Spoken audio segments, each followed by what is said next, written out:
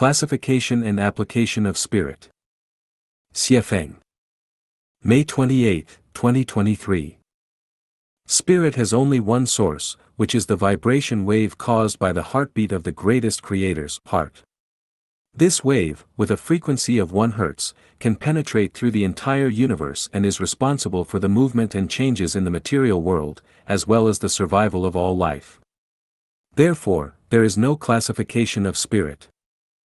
The heartbeat of all living beings is driven by the vibration wave of the greatest creator's spirit. The greatest creator's spirit is not only the primary driving force of the universe but also its eternal driving force. The mysterious and unfathomable superstring recognized by scientists is the spirit of the greatest creator. So, where do the so-called evil spirits, manifestations of bodhisattvas, and spirit possession come from? And what about terms like spirituality, spiritual power, spiritual perception, and spiritual phenomena? Let's consider a scenario where we place a sponge, a towel, a wooden block, and an iron block in the open and let them be sprinkled with a drizzle. In the end, we observe that the sponge absorbs the most water, followed by the towel, while the iron block absorbs the least. Despite receiving a similar amount of water on the same surface area from the drizzle, why does the sponge absorb the most water and the iron block the least? We find that the sponge absorbs more water because it has more hollow spaces in its structure, whereas the structure of the iron block is dense with fewer hollow spaces. The hollower an object is, the easier it is to absorb more water, whereas denser objects have a harder time absorbing more water. The greatest creator's spirit is like that drizzle, evenly distributed in any time and space of the universe. Or we can say that the vibration waves of the greatest creator's spirit propel all material movements and heartbeats without any loss. The variation in spiritual qualities such as high spirituality, strong spiritual power, and acute spiritual perception among different living beings is related to their life structure.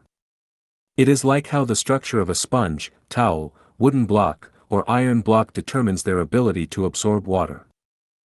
From this, we notice a phenomenon: the emptier something is, the more it can accommodate. Conversely, the more solid something is, the less it can accommodate. This phenomenon enlightens us that the emptier a person's heart is, the more it can resonate with the vibration of the greatest creator's spirit. On the other hand, a solid heart has a harder time resonating with the greatest creator's spirit. In other words, the level of a person's spirituality, the strength of their spiritual power, and the sensitivity of their spiritual perception all depend on the state of their heart, whether it is empty or solid. The emptier the heart, the more it can resonate with the greatest creator's spirit at the same frequency, while the more solid it is, the more challenging it becomes to resonate with the greatest creator's spirit.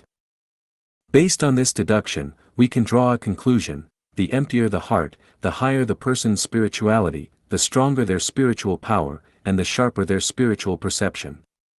Conversely, the more solid the heart, the lower the person's spirituality, the weaker their spiritual power, and the duller their spiritual perception. Once we understand this conclusion, I invite you to read the Heart Sutra, and all mysteries will become clear, with the sky cleared of any obstructions. Here is the full text of the Heart Sutra. When Bodhisattva Avalokiteshvara, Lord who looks down with compassion, attained enlightenment through his profound wisdom, he realized that all forms, feelings, thoughts, behaviors, and cognitions are only illusions. With this realization, he moved beyond all suffering and difficulty. Sariputra. Therefore, the tangible comes from the invisible which contains it. There are no essential differences between the two, and the same applies for feelings, thoughts, behavior, and cognition.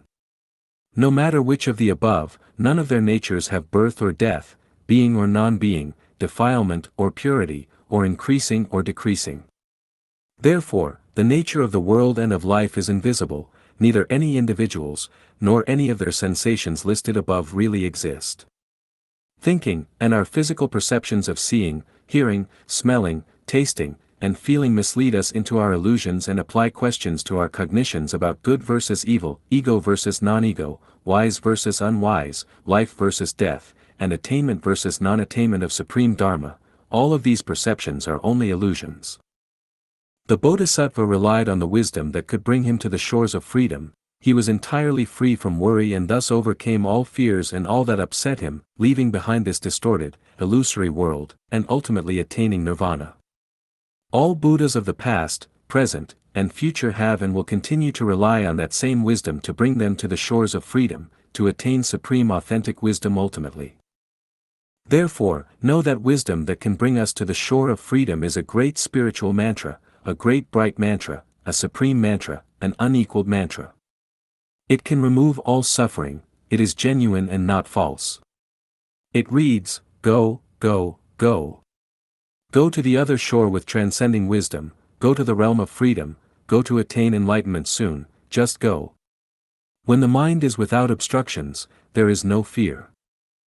When the mind is free from worry, there is no fear, one can distance oneself from delusional dreams, attain ultimate nirvana, become a celestial being or a Buddha, and journey to the Elysium world to obtain eternal life. Is there any basis for this? Yes, when the mind is free from worry, it is empty. When the mind is empty, it can resonate 100% with the greatest Creator's Spirit. When it resonates with the greatest Creator's Spirit, one can be in harmony with the greatest Creator.